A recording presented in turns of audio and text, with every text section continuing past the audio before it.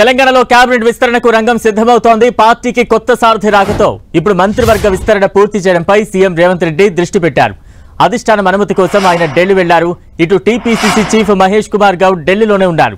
మొన్నటి వరకు జోడు పదవులతో సీఎం రేవంత్ రెడ్డి బిజీగా ఉన్నారు. పీసీసీ చీఫ్ గా మహేష్ కుమార్ గౌడ్ ఎంపిక కావడంతో పార్టీ బాధ్యతల నుంచి రేవంత్ ఫ్రీ అయ్యారు. ఇప్పుడు సాధ్యమైనంత తొందరగా కేబినెట్ విస్తరణ పూర్తి చేయాలని పట్టుదలతో ఉన్నారు. కేబినెట్ విస్తరణకు సామాజిక కూర్పులో భాగంగా పీసీసీ చీఫ్ ఎవరు అవుతారన్నది ముడిపడి ఉండటంతో తర్జనభర్జన తర్వాత బీసీ నేత మహేష్ కుమార్ గౌడ్ కు హైకమాండ్ ఆమోదం తెలిపింది. దీంతో ఇప్పుడు మంత్రివర్గ కూర్పు ప్రక్రియ ఊపందుకుంది. ప్రస్తుతం సీఎం రేవంత్ రెడ్డితో కలుపుకుని 11 మందితో కేబినెట్ ఉంది. ఇప్పుడు కొత్తగా మరో 6గురికి ఛాన్స్ ఉంది. దీంతో ఎలాగైనా రేవంత్ కేబినెట్ లో చోటు సంపాదించాలని నేతలు ఆశలు పడుతున్నారు. బుగ్గకారు కోసం తహతహలాడుతున్నారు. ఇందులో భాగంగా సీఎం రేవంత్ రెడ్డి అధిష్టాన పెద్దల ఆశీస్సుల కోసం తెగ లాబింగ్ చేస్తున్నారు. కులాలు, జిల్లాలు, బలాలు ఇలా ఎవరికి వారు లెక్కలు వేసుకుని మంత్రి పదవి కోసం ప్రయత్నాలు చేస్తున్నారు. రేవంత్ కేబినెట్ లో ప్రస్తుతం హైదరాబాద్, ఆదిలాబాద్, రంగారెడ్డి, నిజామాబాద్ జిల్లాల నుంచి ఎవ్వరూ లేరు. ఈసారి ఈ జిల్లాల నేతలకు ఛాన్స్ ఇవ్వాలని సీఎం భావిస్తున్నారు. 6 బెర్తుల్లో రెడ్డి, బీసీ, ఎస్సీ, ఎస్టీ, మైనార్టీలకు అవకాశం ఇవ్వాలని యోచిస్తున్నారు. రంగారెడ్డి జిల్లా నుంచి మల్రెడ్డి రంగారెడ్డి, రామ్మోహన్ రెడ్డి రేసులో ఉండగా ఒక్కరికి అవకాశం ఉంటుందని తెలుస్తోంది. ఆదిలాబాద్ జిల్లా నుంచి వివేక్ సోదరులు వెడ్మ బొజ్జు, ప్రేమ్ సాగర్ రావు ఆశలు పెట్టుకున్నారు. ఇక నిజామాబాద్ లో సుదర్శన్ రెడ్డికి బెర్త్ దాదాపు కన్ఫర్మ్ అయినట్లుగా టాక్ వినిపిస్తోంది. హైదరాబాద్ నుంచి దానం నాగేందర్ పేరు వినిపిస్తుంటే నల్గొండ నుంచి కోమటిరెడ్డి రాజగోపాల్ రెడ్డి, బాలు నాయక్ కూడా మంత్రి పదవిపై ఆశలు పెట్టుకున్నారు. వీరిలో ఎవరికి అధిష్టానం కటాక్షం దక్కుతుందో అన్న చర్చ రాజకీయ వర్గాల్లో పెద్ద ఎత్తున సాగుతోంది. ఢిల్లీ పర్యటనలో బిజీగా ఉన్నారు తెలంగాణ సీఎం రేవంత్ రెడ్డి.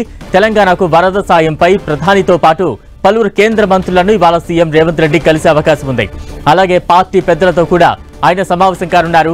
మరోవైపు పీసీసీ చీఫ్ గా ఎంపికైన తర్వాత తొలిసారి హస్తనకు వెళ్లారు మహేష్ కుమార్ గౌడ్.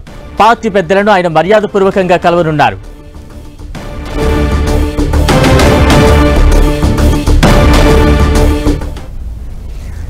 తెలంగాణ కేబినెట్ విస్తరణకు రంగం సిద్ధమైంది. తాజా అప్డేట్స్ అందించేందుకు మా ప్రతినిధి గోపి సిద్ధంగా ఉన్నారు. గోపి,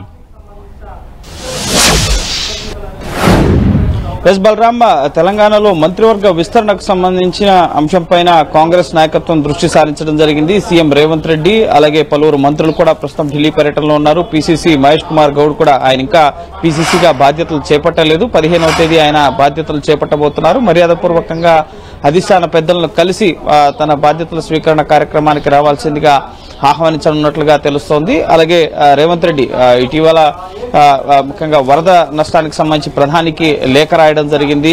సుమారు 9,000 కోట్లకు పైగా తెలంగాణలో వివిధ జిల్లాల్లో ముఖ్యంగా వరద నష్టం సంభవించినట్లుగా ఇప్పటికే రాష్ట్ర అధికారులు కేంద్రం నుంచి వచ్చిన కేంద్ర బృందాలకి కేంద్ర హోంశాఖ సహాయ కార్యదర్శి కేపీ సింగ్ కి నివేదిక అందజేయడం జరిగింది.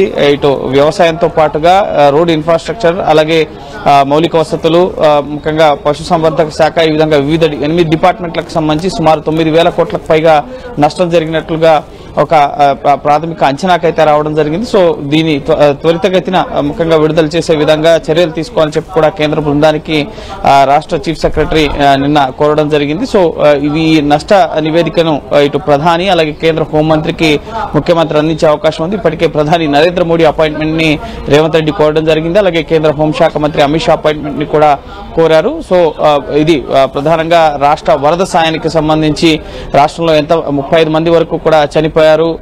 ముఖ్యంగా 17,000 మంది వరకు కూడా పశువులు చనిపోయిన పరిస్థితి, 28,000 ఇళ్లు కూలిపోయిన పరిస్థితి, 17,000 మందికి పైగా నిరాశ్రయులైన పరిస్థితి. సో అక్కడ ఎంతవరకు ఏ జిల్లాల్లో ఎంత వరకు నష్టం జరిగిందన్న విషయాల్ని అధిష్టానం ముఖ్యంగా కేంద్ర ప్రభుత్వానికి వివరించి వీలైనంత ఇతోధికంగా ముఖ్యంగా ఎస్డీఆర్ఎఫ్, ఎన్డీఆర్ఎఫ్ నిధుల్ని రాష్ట్రానికి ఇవ్వాల్సిందిగా ఇటు ముఖ్యమంత్రి హోదాలో రేవంత్ రెడ్డి ఇటు కేంద్ర పెద్దల్ని కోరబోతున్నారు. ఇక పార్టీ విషయానికి వచ్చినట్లయితే కనుక ఇటీవలే పీసీసీ నియామక ప్రక్రియ అనేది పూర్తయింది. బీసీకి పీసీసీ అప్పగించడం జరిగింది.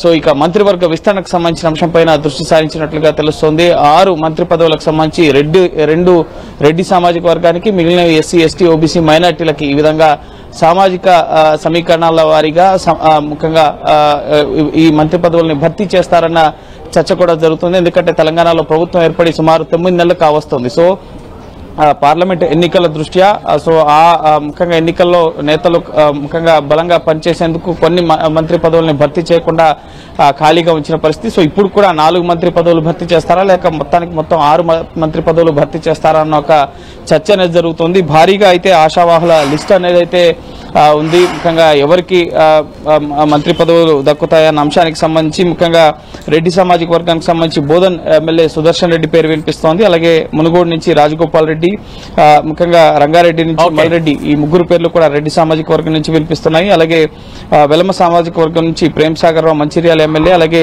ఎల్లారెడ్డి నుంచి మదన్ మోహన్ రావు, అలాగే బీసీ నుంచి ముఖ్యంగా వాకాటి శ్రీహరి, ఈ విధంగా అనేక మంది ఆశావాహుల పేర్లు అయితే వినిపిస్తున్నాయి. సో ప్రస్తుతం జమ్మూ కాశ్మీర్ ఎన్నికల ప్రచారంలో రాహుల్ గాంధీ, అలాగే రాహుల్ గాంధీ విదేశీ పర్యటనలో ఉన్నారు. ఖర్గే అండ్ కేసీ వేణుగోపాల్ జమ్మూ కాశ్మీర్ లో ఉన్నారు. సో వాళ్ళు ఢిల్లీ వచ్చిన తర్వాత అధిష్టాన పెద్దల్ని కలిసి ఈ మంత్రివర్గ విస్తరణ పైన కూడా చర్చించి ఒక నిర్ణయం తీసుకునే అవకాశం కనిపిస్తుంది. సో ఓవరాల్ గా ఇటు ప్రభుత్వ పరంగా వరద సాయాన్ని కేంద్రం నుంచి అడగడంతో పాటుగా పార్టీ పరంగా మంత్రివర్గ విస్తరణకు సంబంధించిన అంశాలను అధిష్టాన పెద్దలతో రేవంత్ రెడ్డి అలాగే మంత్రులు చర్చించబోతున్నారు. Right, thank you Gopi.